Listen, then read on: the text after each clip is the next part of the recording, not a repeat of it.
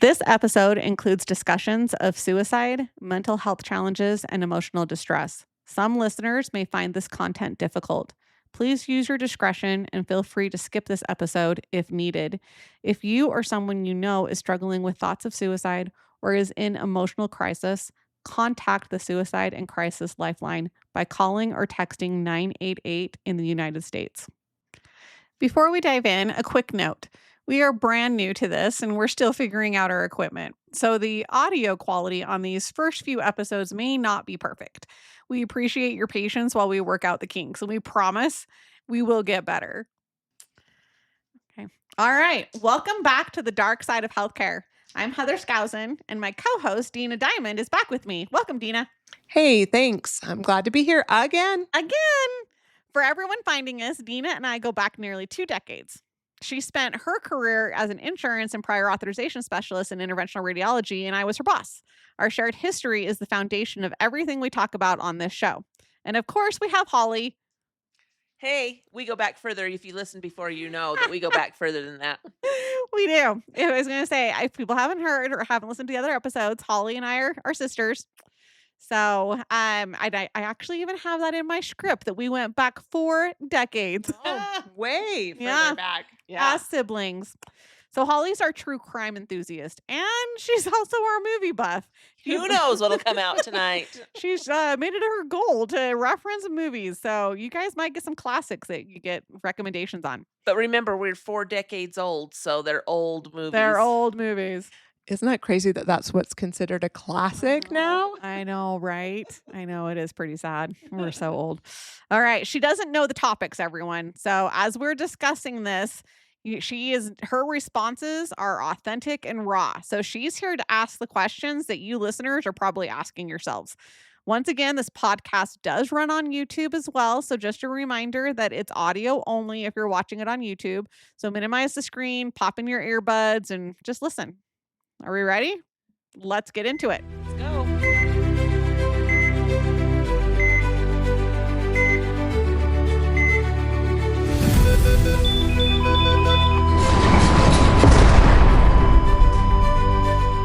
All right. A hospital is supposed to be the safest place you can be when your body is failing.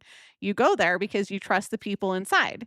You trust the machines, the monitors, the nurses checking your vitals at 3 a.m, right? No. You do not go to the hospital to rest. That is for sure. You think you're going to sleep. But no. But you're supposed to trust the system, though, right? You go in there not thinking you're going to be harmed. Charles Cullen was a nurse. He worked in hospitals and cardiac care units across New Jersey and Pennsylvania. He was quiet, unremarkable. He blended in. He was also, by his own admission, a serial killer. What a place to have a serial killer. No, in the hospital? Are you kidding me? Okay, wait. He admitted it himself that he admitted it. Well, I mean, obviously he didn't admit it until he got caught, Holly. Okay.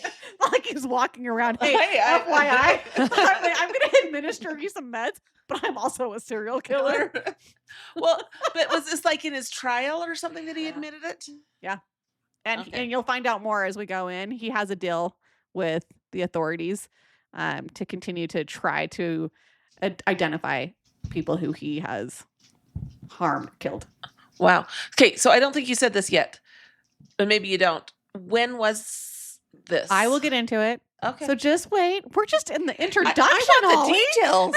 Yeah, she's ready for this story. If you listen to episode 3, she did ask in episode 3, when do we get to the good stuff? So apparently Holly doesn't care about the fraud cases or the white collar crimes that we talk about. She's a true crime enthusiast. Yeah, it's true. He murdered patients in at least 9 hospitals over 16 years. Okay. Mm-hmm. The true number of victims may never be known, but estimates put it in as high as 400 people. Wow. Can you imagine trying to remember 400 people that you killed? Well, after a while, I don't know that you'd remember, but when you think about 16 years going undetected. Yeah. That's why we're talking about this. I know Holly wants to get into the crime part because that's the part she loves, but we're going to talk about all the things that fell apart in the system that allowed him to even get away with this. That's what I was just going to ask. How does, in a hospital, you'd think there were regulations that would track this that kept it from happening? So many balls were dropped. So many. And so we're going to get into it. He wasn't stopped by a hospital. He wasn't stopped by a licensing board. He wasn't stopped by law enforcement. He was stopped because one detective and one nurse refused to let it go, and because a colleague found the courage to make a phone call. Well, I'm sitting here going, okay, wouldn't there be some concern if, you know what, you've lost another patient died on your watch, another patient. Oh, we'll get into it. You'll be surprised what he did to get away with it. You will be surprised. It's going to be a good one. It's going to be a good one. Today on the dark side, we're talking about Charles Cullen. But more than that, we're talking about the institutions that protected him when they should have been protecting patients. We're talking about the laws that made it easier to stay silent than to speak up. And we're asking the hardest question: how many people didn't have to die? Let's briefly start with who Charles Cullen was, because understanding the man matters before we dig into the much bigger story. Charles Edmund Cullen was born in 1960 in West Orange, New Jersey. He was the youngest of 8 children. His father died when he was an infant. His mother died in a car accident when he was 17. He attempted suicide multiple times before he ever became a nurse. By his own count, more than 20 times throughout his life. Pretty rough start. That is a rough start. Well, and that is rough because, just so the listeners know, part of my community work in the past 8 years has been to teach mental health first aid. That's your background. To individuals who work with youth. But then I've also been doing some of I imagine he was 17. Adults. Yeah. And one of the things that the statistics show us is that a person is not always suicidal after a potential suicide attempt, but to have somebody who attempted 20 times, that's pretty significant. Mm-hmm. Yeah. That's significant. Thank you for sharing, Holly. He enlisted in the Navy in 1978, where he reportedly served on a nuclear submarine. He was discharged. The circumstances are murky. And then, strikingly, he enrolled in nursing school. He graduated in 1987 from Warren County Community College in New Jersey and entered the healthcare force. So let's flag something right here or talk about it. He entered the workforce with a documented history of psychiatric treatment and multiple suicide attempts. That information existed, whether it was ever properly reviewed at any point in his career. That is the question. So are you saying that he shouldn't have been able to enter the workforce with a mental health condition? No, that's not what we're saying. That's what I wanted to clarify. Yeah, right? If things had been ever known or discussed, as long as he's in care. And that's the key right there, is that as long as it's being managed. Exactly. That's all that matters, right? Yeah. But nursing is a very, very high stress job. And so if you have a mental illness that you're not able to take care of yourself, then how do you take care of others? Exactly. And I just wanted to point that out because I don't believe that mental health should prohibit people from working in specific fields, but it's the care. It's the way they're managing their conditions. Exactly. Yes. Yep. And the answer, as we'll get into it though, is essentially that no, it wasn't reviewed, Dena. But let's stay with the crime for now. Cullen's first known murder occurred in 1988. So Holly, you asked what the time frame was. Just 1 year into his nursing career at St. Barnabas Medical Center in Livingston, New Jersey. He murdered a patient named John Yengo Sr. by administering an overdose of medication. He would continue killing in every facility he worked, sometimes taking months-long breaks in between, killing multiple patients in a single hospital for the next 15 years. Okay, I'm sure you're going to get into this, but all of these families lost somebody, so I'm not trying to minimize that. But were there commonalities amongst the patients? That did a patient with a certain condition earmark them in his mind as an easier target? You'll find out that in some ways he tried to sell it as that. Yeah. But He tried to sell it. He tried to sell it as mercy killings, but because they were so sick. But there's also evidence that some of the people that he administered medication to that killed them, that they were actually on the mend, like they were They were improving. healing. Mhm. Yeah. His method, though, was consistent. He obtained controlled medications, primarily digoxin.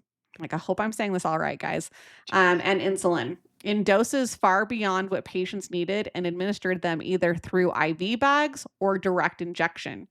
Digoxin is a cardiac medication. In the right dose, it regulates the heart. In overdose, it stops it. And crucially, it occurs naturally in the body. An overdose can look like a normal cardiac event. Mm. And that's not an accident. He knew exactly what he was doing. He was choosing substances that were harder to detect post-mortem. That mimicked natural causes of death in already seriously ill patients.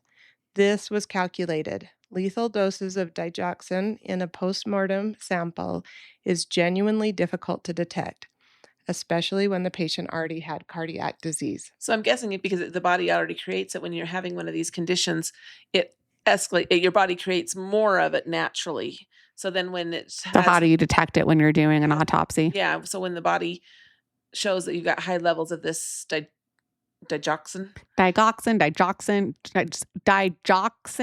like with a j. Yes. Yeah.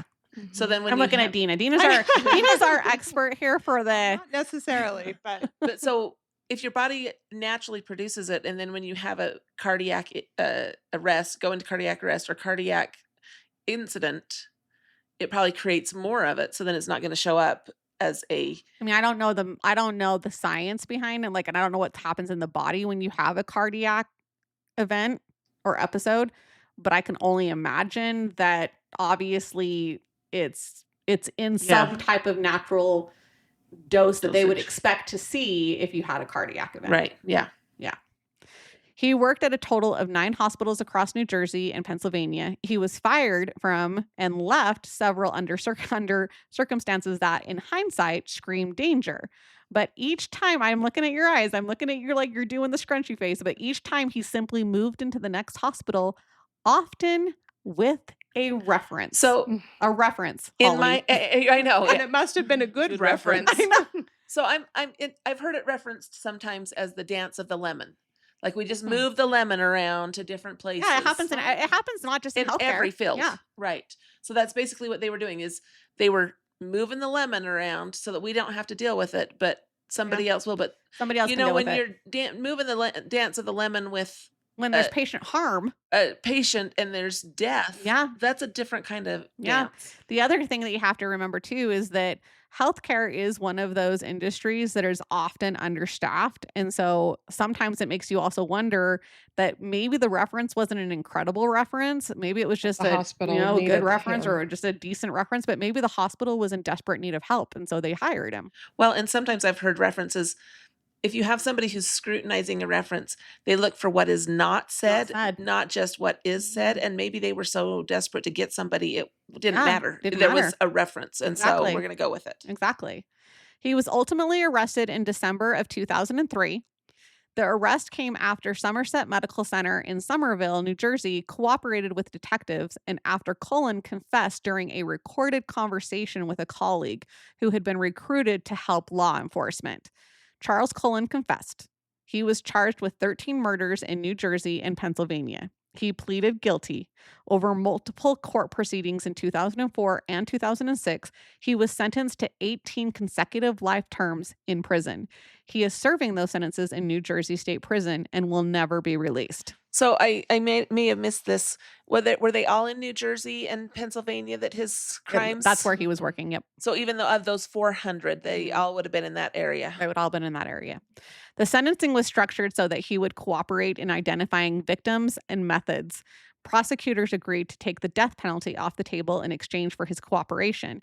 He has remained in intermittent contact with law enforcement since, helping identify additional possible victims. But like I said, when you have 400, how do you actually even remember every victim that you... You wouldn't, especially when we get some more. Yeah. information here. Exactly. And there's something I want to name here. Charles Cullen is not a mystery man. He talked. He told investigators what he did and to some extent why.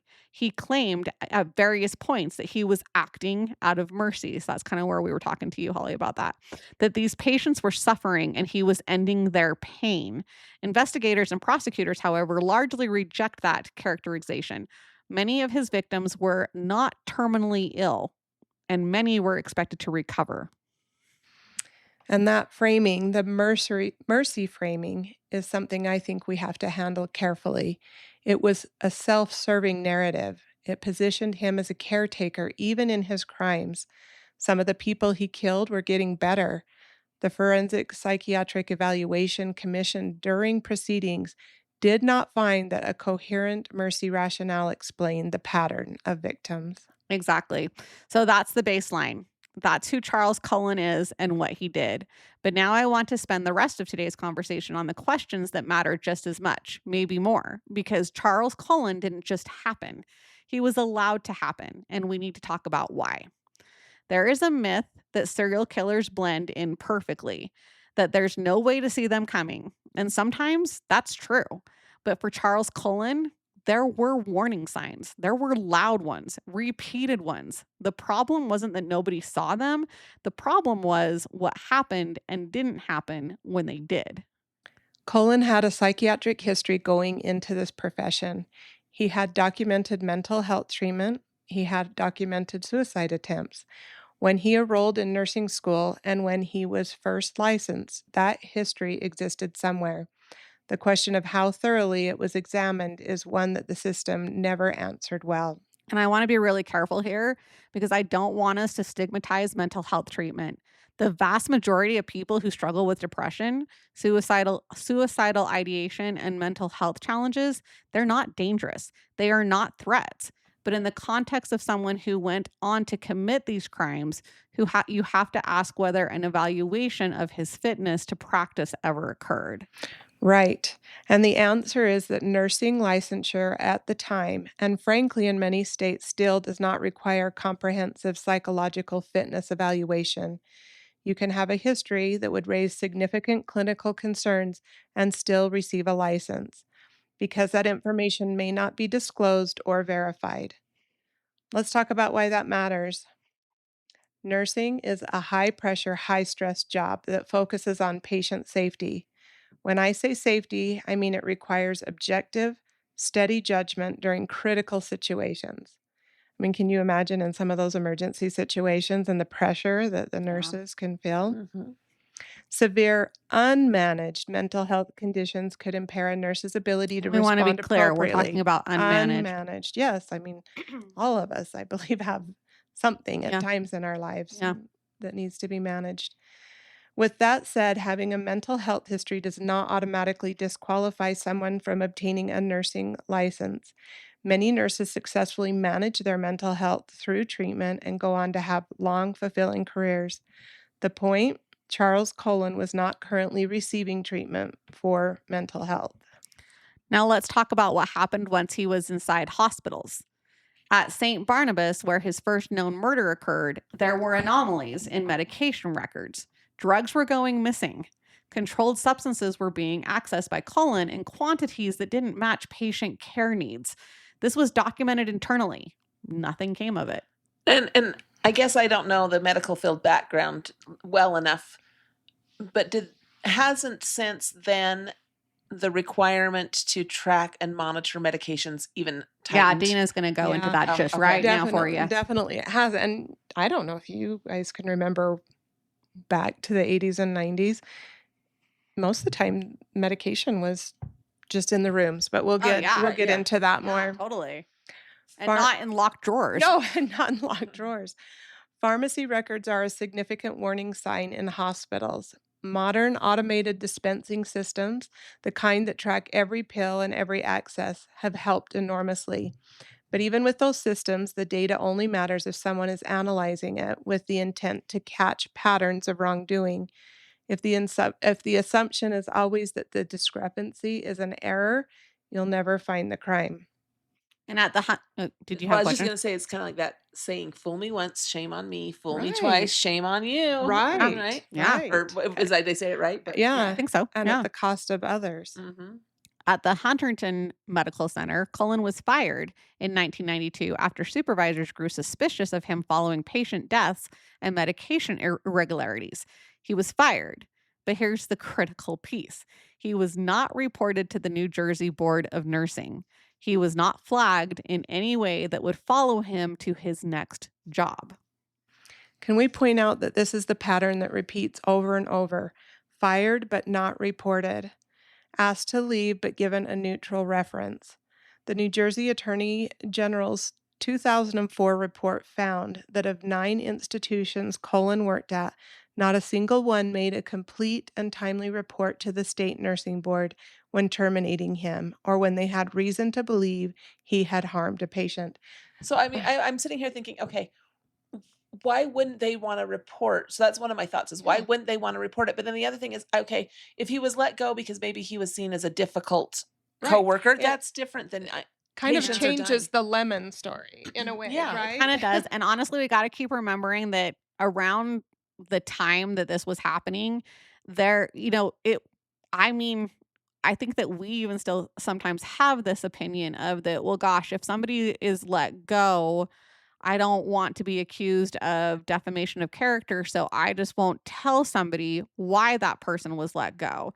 And so there's that stigma of like not stigma, but just that rationale that they have in their mind of that, well, our attorneys have told us that we shouldn't, Well, and who do wants to this. investigate that? You don't have Exactly. enough. You You have a don't. suspicion, but that's all you have. Exactly. Well, and then also, in the 80s and 90s, we were not talking about mental health. No, we were It was a not. taboo topic, Mhm. and we were not discussing any of the signs or warning signs that we were seeing that related to mental health. And so you wouldn't bring that up in a being let go or concern. Right? And Yeah. aren't we glad we've evolved? Yes, yes. Yeah. At Warren Hospital in Phillipsburg, and this is the one that really stunned me when I found out when I was reading about his case. Cullen was investigated by the police, not just internal hospital investigation, law enforcement. They looked into unexplained patient deaths. He was not charged. The investigation did not produce an arrest, and he continued working. And I think people, when they hear that, they assume that investigation was incompetent. And sometimes that's true. But sometimes the evidence just generally is difficult to obtain. Well, my first thought when you said that was going back to what we were talking about, the digoxin. Yeah, they look natural. They These look deaths look naturals. natural. Right. Exactly. And it could be perceived as what a poor luck this guy had that so many patients. That why he just must have had the most critical patients on his, on Caseload. his caseload. Exactly. The patients were already sick. Post-mortem toxicology may not have specifically screened for the substance Cullen used at the lethal level. And without a clear evidentiary pathway, you cannot make an arrest. This is a problem that physician and nurse researchers writing about healthcare serial killers have identified repeatedly. Standard death investigation protocols are not designed to detect homicide by medication overdose in already ill patients, which is exactly why the upstream warnings, the upstream warning signs, the medication anomalies, the firings, the suspicious deaths accumulating at his workplace needed to be taken seriously. Because by the time law enforcement's investigating, you've already lost patients. So one of my thoughts are that I'm sitting here thinking about is, okay, so he was held accountable. He was held responsible. He's got life in prison. He's never getting out. But the system is what allowed him to do it. Was there any No. recourse for Basically families who were you're going to lost loved find ones? that it's like that, laws were there's some laws that maybe were changed, or there's some policies that were changed, but nobody else is held accountable through this whole process. There's also what I'd call the behavioral warning signs. People who worked with Cullen described him as odd, unsettling, occasionally inappropriately fixated on patients. There are accounts of him being found in patients' rooms without clinical justification, sitting in the dark. Yeah, just sitting there in the dark where he shouldn't be, in a patient's room. I'm sorry, but I would want to be reporting that. But I mean, Well, and I'm going to guess that at some point some family member, I know that it's sitting in the dark probably means it's in the Ooh. middle of the night, but some family member probably walked in with him sitting there in the dark at some point. Probably not Probably. just other staff Yeah. who that was probably their patient, Right. another nurse or staff, but if a family member walked in, oh, I can't even imagine. I'd Unsettling. freak out. These weren't reported in any formal way that followed him. They were corridor conversations, not documented incidents. So kind of like at the water cooler, Yeah, you know the what I water mean? cooler You're talking about, talking to your hey, Yeah. Guess coworker what just about happened? Cullen. did you see that Cullen was in that? I mean, I walked past and he was just sitting there in the dark staring at the patient. Or I went in to check the vitals and he was sitting in the corner. Fixated on a Sitting on a patient. patient. Okay, so to summarize, the warning signs that existed: a pre-career psychiatric and mental health history, medication access irregularities documented internally at multiple hospitals, firings under suspicious circumstances, a police investigation that found no charges but should have raised industry-wide flags, and behavioral observations from colleagues that stayed informal. All of that existed, and he kept working for 16 years. Hmm. This is the heart of today's episode because Charles Cullen's killing spree was not inevitable. It was enabled by specific policies, specific legal structures, specific institutional habits, and specific decisions made by specific people and organizations. The New Jersey Attorney General's 2004 report, a scathing document that I highly recommend for you guys to read if you're interested in it, laid out how many of these failures were explicitly, like they're explicit failures. I've split these up between Dena and I so that we're going to go through them. Okay. In the United States, nurses are licensed at the state level. Each state has its own nursing board. In Cullen's era, and largely still today, those boards do not automatically share information with each other in real time. If you are disciplined in New Jersey, Pennsylvania may not know unless they specifically request that information, and the request methods were inconsistent. And Cullen worked in both of those states, so he literally crossed state lines and essentially just reset his record. Back and forth. Yeah. So exactly. There is a national database, the Healthcare Integrity and Protection Data Bank, or HIPDB, and the National Practitioner Data Bank. But reporting to these systems were limited and inconsistent for nurses during his career. Let's think about it. We didn't have the internet, really. I mean, not really. I mean, maybe it was in the beginning. It was in its the infancy. beginning. But nobody knew the power of it. Yeah. Exactly. Yeah. I mean, dial up. I mean, how long does it take to even get I know. access? They probably had it better than most of us, I guess. Mhm. But the databases were better utilized for physicians, and critically, hospitals were not always legally required to query these databases before hiring nurses. The Healthcare Quality Improvement Act of 1986, which created the NPDB, focused primarily on physicians. Its application to mid-level practitioners, including nurses, was patchwork at best. So you could be a nurse with a suspicious departure from a hospital in a different state, and a new employer might never see that.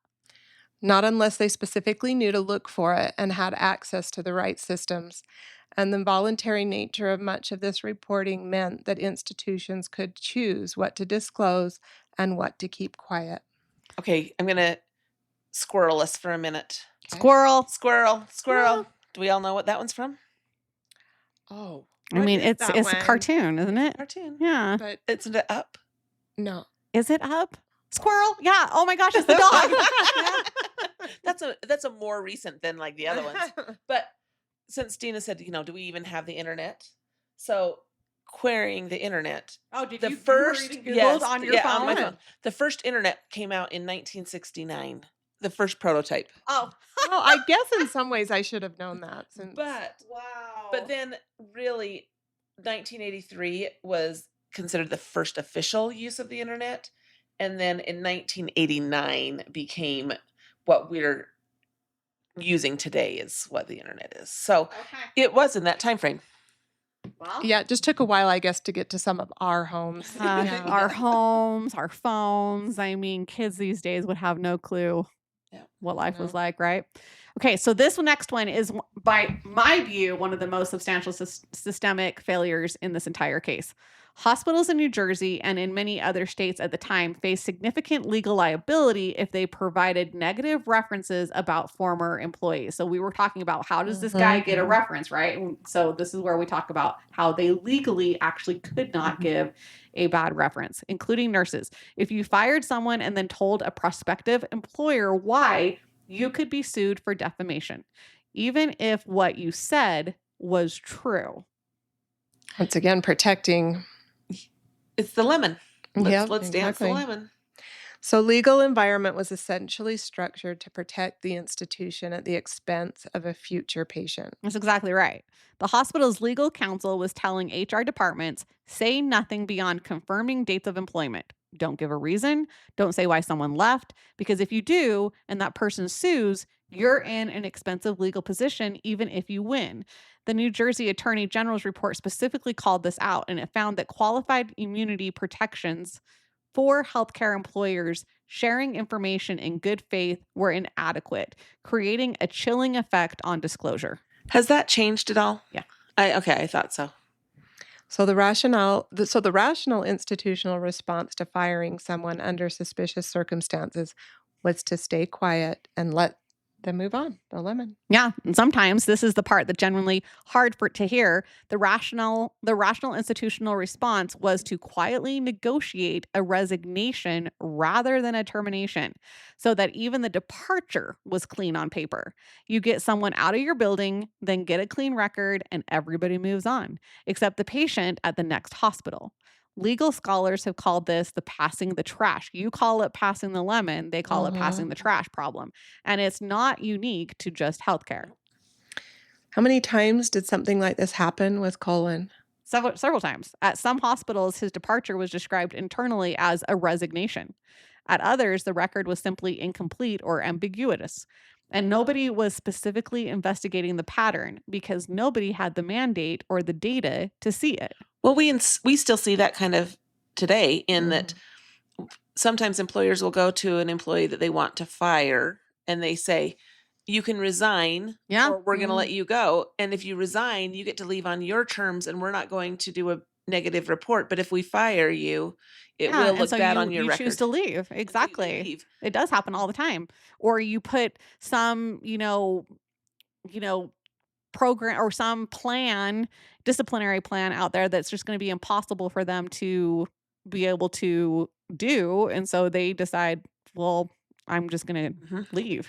And when somebody resigns, that doesn't mean that they're going to turn around and put you on their list. They're not going to put you as a reference or sometimes maybe not even a previous employer. Yeah. So let's talk about the drugs, though, because this is where the clinical trail was the most tangible. Cullen obtained the medications he used through pharmacy systems that, by today's standards, were frighteningly porous. Okay, so wait, the pharmacy. No, he wasn't just getting access to. Well, he was getting it through the hospital, but it's still the pharmacy in the hospital. Right. So Dena's going to go into that. But it wasn't like he was going and getting it from the cupboard. Yes and no. Yes and no. He was. Yeah. Yes. And I kind of talked about this earlier, that in the 1980s and through much of the 1990s, medication access in hospitals was primarily managed through a ward-based system. Okay. Well, that's in the room. The drugs were stored in carts on patients' floors. Nurses with broad access, controlled substance tracking, largely paper-based. So that's how you tracked, is basically wrote it down on paper. Yeah. So you either wrote it down or you didn't. Or you didn't. Or you wrote down something different than what totally you actually different. did. Even as hospitals began transitioning to automated dispensing cabinets in the mid-1990s, Cullen adapted. He learned to access medications under a patient's profile, and he'd use some for the patient legitimately, and then he'd divert another portion. Or he would cancel medication orders after accessing the drugs, which generated a discrepancy that could look like a charting error. Also, let's talk about the fact that he contaminated IV bags, meaning he wasn't even necessarily in the room when the patient died. Wait, what does that mean, contaminating the IV bag? Right. So putting something in it? So IV bag. So a lot of times what happens, like you have stock, right? So you have your closets, you have your drawers that have your IV Like the bags. saline bags. And back in that day, a lot of times now our saline bags come in, like you can tell, like you have to rip the plastic bag so you can see that it's not been tampered with. But back in the day, that's not how their IV bags were. So their IV bags were basically just, accessed. And so he could easily fill the IV bag with medication, and he didn't even need to be the nurse that administered that IV bag. Right. And it may not, he wouldn't even know which patient was And gonna that's go why to. when we said Exactly. earlier how it could go into the 400s. Wow. Because he would inject medication directly into the IV bags in supply areas or patients' rooms, bags that might then be administered by a completely different nurse who had no knowledge as that had been done. This is specifically documented in the Graeber account and in investigator statements. It made designation almost impossible without deliberate forensic investigation. So even if he had put something in the bag, how does he know that the nurse grabbed that bag Right. and took it to that patient? Yeah. Well, and it could be 3 days down the road, or it Exactly. could be a day that he's not Or working. exactly, and so a day that he's not creates some working. of that. Yeah, that's confusion. what would kind of take it away from him. Yeah, exactly. That's why he can get away with it. So were pharmacy departments actually like looking for patterns at the time? No, not systemically. Individual pharmacists sometimes noticed anomalies. There's evidence that at Somerset Medical Center, his final hospital, the pharmacy team did flag concerns about his access patterns, but the analysis of those patterns required someone to connect the dots across real time. Oh, excuse me. They needed to track it across multiple patients, multiple dates, and clinical outcomes. They couldn't do that in real time. The Institution for Safe Medication Practices noted in a post-case analysis that the technology for automated anomaly detection and dispensive existed was not deployed for this purpose. Okay. All right. So New Jersey had a law, the NJSA 4511-26, requiring hospitals to report nurses to the state board if terminated for patient safety reasons. But the law had significant gaps. It didn't cover resignations. It didn't cover situations where someone was allowed to quietly leave before a formal determination was made. And enforcement was essentially non existent. There was no meaningful penalty structure for non reporting. So a hospital could know, genuinely know, or strongly suspect that a nurse had harmed a patient, allow the nurse to resign, and face no legal consequence for not reporting it. That just seems wrong. I mean, isn't one of their the Hippocratical oath or whatever is to For do doctors. for do no Yeah. harm? Yeah. Don't nurses have an oath that they are there to do no harm? Do And nurses it would be do an oath? beyond the nurses. I mean, we're talking hospital. I Yeah. mean, these things had to be taken to administration, Yeah, right? administration had to know about this. Yeah. Exactly. And in fact, reporting carried its own institutional risk. It triggered scrutiny of the hospital's own practices. So this is kind of why the hospitals don't want to report it, because it makes it look like that you might have something going on in your institution, right? Like, why do you want others to know that you might have You some don't. errors going on in your hospital, or that you're not running your facility to the level that you need to be running it to, so you don't report it? So that makes me think of something that I've been thinking about this whole episode. Are some of these hospitals still in practice, or have they did Oh, this? I didn't research that. I mean, I don't think my personal opinion would be that I would think they I would would still say be in yes. business. Yeah, exactly. The Board of Nursing was understaffed and under-resourced, an agency responsible for overseeing more than 80,000 nurses in New Jersey, working on a limited state budget, does not have the investigative bandwidth to proactively pursue every complaint. A complaint would go in a file. The file might not be reopened unless additional complaints came in. And since each institution was keeping its own concerns internally, the board's file on Cullen looked thin, even though the aggregate picture across all his employers was terrifying. In 2004, OAG report specifically recommended a significant budget increase and restructuring for the Board of Nursing. So you asked, are there any changes happening? Yeah. Yes. So let's talk significantly about Somerset, because this is where things finally stopped, but it took longer than it should have. Somerset is complicated because in some ways they did eventually do the right thing, but the timeline is damning. The first suspicious death that drew attention, a patient named Jin Gyong Han, occurred in June 2003. The hospital began an internal investigation. That investigation took months. Police were not immediately brought in. Cullen continued working while the investigation proceeded. So yeah, so while you're being investigated, you're still Yeah. killing people. Wow. Yeah. Isn't that crazy? That's crazy. At least one more confirmed death at Somerset while the investigation was ongoing, possibly more. The hospital's decision to investigate internally before calling in law enforcement is understandable from a liability standpoint. It is indefensible from a patient safety standpoint. And you'd think, I mean, I don't know, it's kind of like when you drive down the road and you see a cop, you tend to slow down. And then Right. when you get a ticket, you tend to slow down even more going forward. Did he know he was under investigation and just disregard I don't that? know. I mean, he gotten away with it for Good. 16 years. Why would he think that he's on anybody's radar? That's true. I mean, really, Yeah. not saying cocky at that point, but in some Sometimes you ways, kind of I've do when you gone get away with unnoticed. something enough, right? Yeah. It is well documented in literature on organizational wrongdoings. It consistently produces delays that cost lives.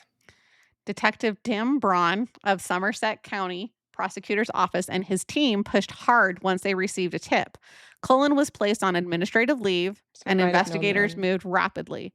The cooperation of nurse Dena Baldwin, who agreed to record a conversation with Cullen, was instrumental in securing a confession, but it took external pressure, detective persistence, and a courageous individual.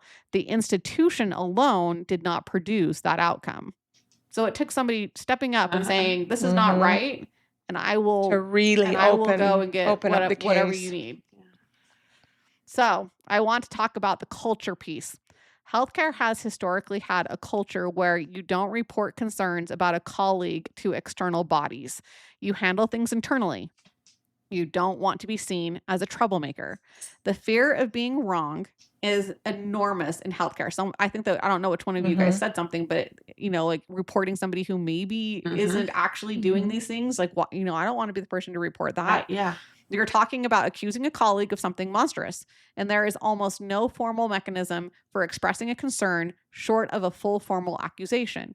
Researchers studying patient safety culture, including the landmark To Err is Human report from the Institute of Medicine in 1999, found that healthcare had one of the most blame-adverse cultures in any industry, which paradoxically made it harder, not easier, to catch wrongdoing.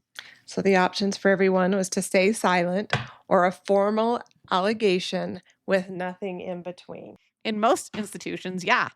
The formal allegation route exposed you to retaliation. Whistleblower protection in healthcare were and remain imperfect. The False Claim Act had some application in federal healthcare programs, but it didn't protect someone reporting concerns about a colleague's patient care. State level nurse whistleblower protections varied enormously, and in New Jersey at the time of Cullen's crime, they were weak. Well, I think too, you don't go into nursing with the idea that you're going to harm people. Most people don't go into nursing. And so the idea of thinking a colleague went into nursing so that they could harm someone, it just doesn't, you can't wrap your Not head around it. fathomable. Yeah. Yeah. So you think, no, it's not going to happen. No, it's not going to happen. And I have a question for you, which I probably shouldn't go off this far, but do you think he went into nursing to do this? I kind of wonder if he did, because it wasn't his background. I mean, they said he came out of the Navy after being on a Yes. nuclear submarine, and they were surprised that he went into nursing school. There you And go. then it wasn't long. I can't remember what you guys said when 1 his year. first. So Right. within Within a 1 year. year Mhm. of Maybe he took the time to figure out how to go about doing this. How to get he away could with do it. Yeah. And yet Dena Baldwin was a whistleblower. He made the call. He wore a wire, and he described it in interviews as one of the hardest things that he ever did. He was talking to a man he worked with, a man he knew, that took extraordinary courage, and the fact that that we required that level of individual heroism to catch this person is in itself an indictment of the system. Okay, so you just made me think of something when we were talking, about that he was in the Navy and then In the Navy. I know. I know. I had to think about how to phrase that. I almost want you to sing it. No, you don't want me to sing it. But okay, so he was in the Navy, and then he went into this nursing, which is also seen as a hero type Right. field. Like, he had this hero complex.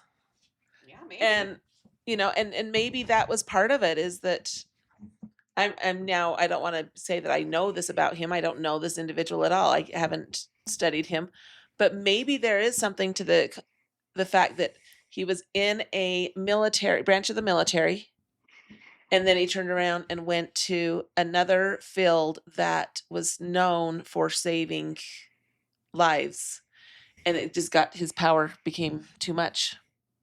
Which then made him decide if someone was I guess I'm going having to a disconnect live. there because I'm trying to figure out, like, that would make sense if it was a matter of that he was harming people to be the person to then save them, But- right? Because there's people who But exist that he are like called that it, too. right? But then remember, he he called called it these a mercy mercy killings. killings, and he was then taking care of all of the challenges that they may face. Which once again is in his mind, because if you're putting a medication in an IV bag that goes to someone You have no idea who that days person's later, even you don't who know who's that going it's a to. mercy killing. Yeah. But anybody who's in the hospital Exactly. is struggling in some way. And it's probably how he And justified maybe it. on the floor he was on and everything Yeah. like that, especially critically ill people. Yeah. Yeah. I would love just to not to sit down and talk to him, because I don't know that I'd want to talk to him, but to know some of these type of things, like what was This his is where mind that thinking? true crime true- enthusiast. Yeah. You just part's want to get coming. inside their head to see if Yes. you can understand Yes. it. Yeah. All right.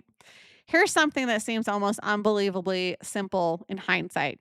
Nobody was tracking whether a nurse had an elevated patient mortality rate across multiple institutions.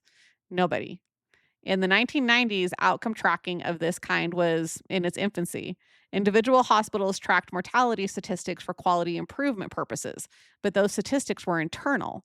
Nobody was cross referencing whether a specific nurse was present for an unusual number of patient deaths across multiple employers over time.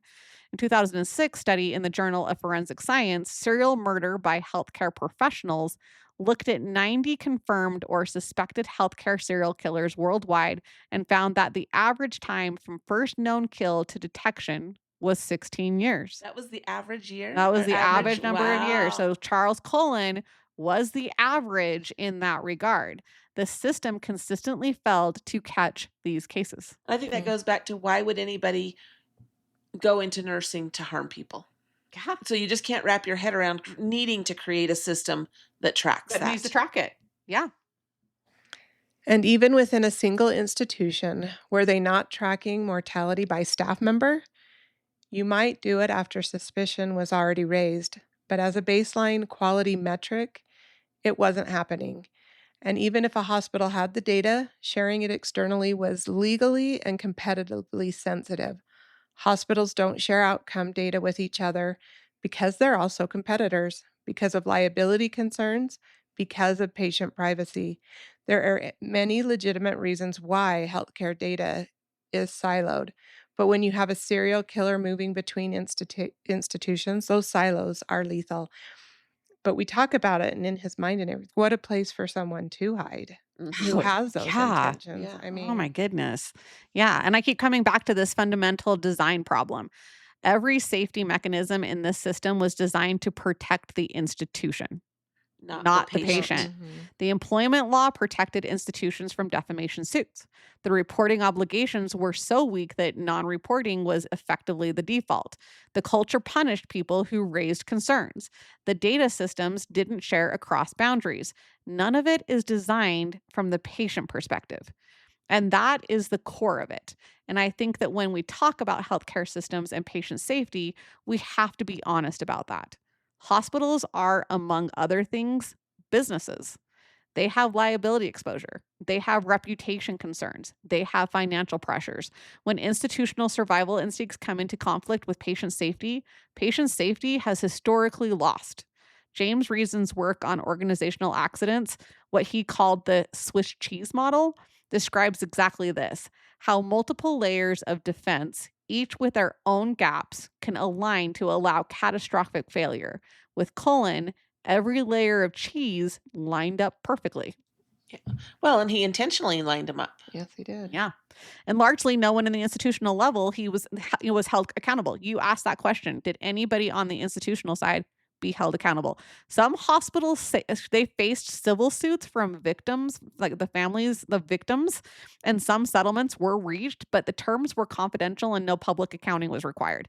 No hospital administrator was criminally charged. No nursing board official faced professional consequences. No institution lost its operating license. The accountability fell almost entirely on Charles Cullen personally. The system that enabled him essentially walked away intact. Which then, I mean, if I were to be choosing hospitals, I mean, we talked the other day about sometimes you don't get a choice of where your care is given. But if I knew this was happening in a hospital, that reputation, I wouldn't want to be going there. I wouldn't want to be going there because Yeah. But how do you have a choice, especially when we were talking about how you're in an ambulance and yeah, they're going to take you where they go. And he was hopping hospitals anyway. Yeah, that's true. That is true.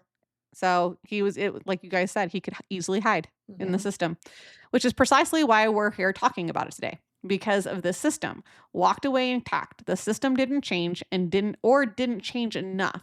And that is what we're going to get to next. But first, let's talk about who Cullen actually harmed, because those are not statistics. They are people. So we're going to go into this. I hope that we have the names right. So this is going to be a little difficult with some of the names. So just bear with me as I try to say some of these. But prosecutors confirmed 13 murders for which Charles Cullen was charged and sentenced. He has claimed to have killed as many as 40 patients, and journalist Charles Graeber, who conducted the most thorough investigation of the case, estimates the true number could be between 300 and 400. We will likely never know with certainty because so many of the deaths were classified as normal at the time and were never reinvestigated. I want to talk about some of the people who we do know about because each one deserves to be remembered as an individual. John Yengo Sr. was 67 years old when Cullen killed him in St. Barnabas Medical Center in 1988. He was a patient, he had a family, he had a life. He was the first person we know about. Ottomer Schramm was 78 years old, retired construction worker. He died at Liberty Nursing and Rehabilitation Center in 1998. He had survived a great deal in his life. He did not survive his nurse.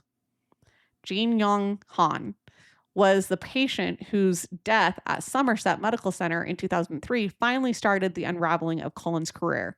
She was a 40-year-old woman who had been admitted for a non-life-threatening condition. She was getting better. She died of a massive overdose of digoxin. Father Florian Gall was a Catholic priest, 78 years old, who died at Somerset after Cullen administered a drug overdose. He had been hospitalized for back surgery. Christopher Hardgrave was 40 years old. He died at Warren Hospital. He had decades ahead of him. What I want people to hear in these names is that these were not patients who were necessarily at death's door. Some of them, yes. Cullen's unit often included severely ill patients, but many of his victims were admitted for treatable conditions.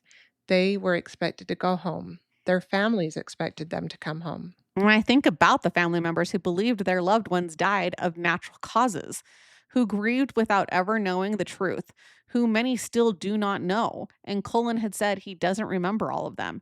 He has given investigators names, timeframes, and locations, but his memory of individual victims is incomplete and sometimes inconsistent, which means there are people in the ground whose families don't know and may never know that their death was a murder. Pretty sure I would be wondering. I'd be I was wondering. going to say, can you imagine if you knew he worked at the hospital At where the time your of a loved one? passed Mhm. away, and then wondering Exactly. what was it natural or yeah. was it murder? Yeah. I also want to name the harm done to healthcare workers, to nurses who may have administered a bag Cullen contaminated and lived with the patient's death. Once again, like we're talking about family, you Yeah. could be a nurse that's like, did I just grab that Yeah. and give that? To Danny Baldwin, who operated with police and carried that to every colleague who worked alongside him and never knew. The harm radiates outward. And to patients broadly, to the erosion of trust, the whole premise of healthcare is that you are safe there. When a case like this becomes known, it damages something foundational. And I think it's worth saying, statistically, healthcare-related serial killing is extraordinarily rare. Yes, we're not talking about this because this is the norm. Yeah. No. The 2006 Yorker study found 90 confirmed or suspected cases globally over several decades. The overwhelmingly majority of nurses and healthcare workers are exactly what they present themselves as, people who choose a hard profession because they wanted to help. The danger of a case like this is that it casts a shadow on an entire profession that did not deserve it. And that's a really important point. The response cannot be distrust to everyone. The response has to be systemic, right? Which brings us to what we're going to talk about next, which is Cullen was arrested in December 2003. He pleaded guilty in 2004 and 2006. The story became national news. Charles Graeber's book, The Good Nurse, came out in 2013. And the Netflix film with Eddie Redmayne and Jessica Chastain, do you guys know who those actors? Holly, you're the movie buff. I know, but I How don't do you know. not I don't know these? actors and actresses. Brought the case to a new generation in 2022. So what actually changed? The most significant legislative response came in New Jersey. The state passed a series of reforms in 2004 and 2005. The updated statutes, codified as NJAC 13-45A, required hospitals to report terminations for patient safety reasons to the state nursing board within 5 business days. It also created qualified immunity protections for employers who provided truthful information about former employees, directly addressing the defamation liability problem that had silenced institutions. The federal response was more limited and slower. Okay, but I want to go back up here for just a minute. Okay. Because it said that they had to notify when it was a nursing that was terminated for safety. For patient safety. For patient safety. But what if they didn't say that that's why they were terminated? Then it didn't have to be reported, right? Because what hospital wants to say, we have you still have the culture issue. Yeah. Right? That's not going to change. The culture issue is still a problem. Right. That's not going to change, and the laws aren't going to change that. No. Right? Federal response is more limited and slower. There's a renewed attention to the National Practitioner Data Bank that Dena talked about, and efforts to improve reporting requirements for mid-level practitioners, including nurses. The NPDB was eventually expanded in its scope and accessibility, but the United States still does not have a comprehensive national framework for cross-state nurse monitoring that would definitively catch what Cullen did. The Nurse Licensure Compact has grown. As of 2024, 41 states are members, but membership is not universal. And the information sharing, while better, still has gaps. So more than 20 years later, the patchwork nature of nurse oversight in the United States remains a structural vulnerability. In 2010, a report by the Joint Commission, the body that accredits hospitals, specifically recommended that healthcare organizations develop more robust mechanisms for verifying the employment history and conduct history of nursing staff across state lines. Regarding the medication tracking, this is an area of genuine improvement. Modern automated dispensing systems are significantly more sophisticated. The anomaly detection capabilities have improved substantially since the 1990s. The Institute for Safe Medication Practices has continued to publish best practice guidelines, and the Centers for Medicare and Medicaid Services now ties some reimbursement structures to medication safety compliance. That's real progress. But not every hospital has the same resources. Always the but. There's always a but. Not every pharmacy department has dedicated staff for the level of analysis. The technology is only useful if the people using it are trained to interpret what they're seeing, and if the institutional culture supports acting on what they find. So that's what we talked about. Still a culture issue.